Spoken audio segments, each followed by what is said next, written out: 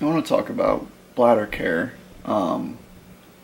I can't stress enough that you have to be clean when using the catheter. The catheter I use is like they call it a barred touchless plus, where it comes with gloves and Benadine swabs, and it comes with like the bag for the urine to go in, and everything is kind of self-contained. Um, and there's some catheters out there, it's just like a straight tube. You have to pre-lube and everything, and there's some out there now that have like antibacterial properties and stuff like that. Um, but yeah, you have to be super clean. You have to um, some people use alcohol swabs, some people use like hand sanitizer.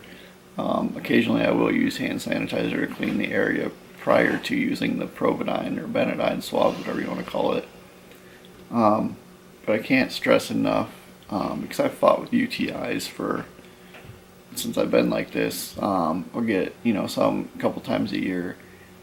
I try to get as much fluid in as possible, but being that the insurance has cut my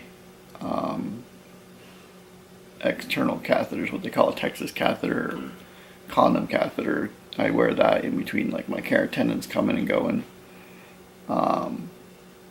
They cut me down on those from 120 to 35. 35, really? That's if every one of them works.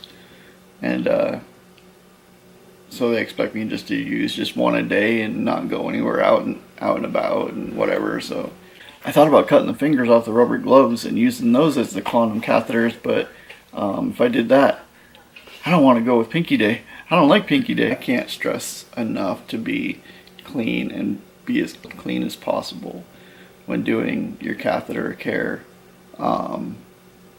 Wear gloves, clean up real good, use plenty of the Benadine, and try not to touch the area with like your bare hands and things like that.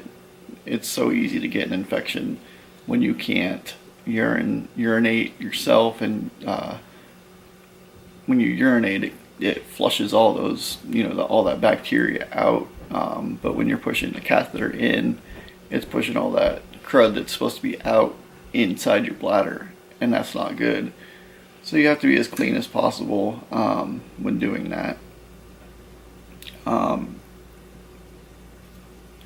For a while I was taking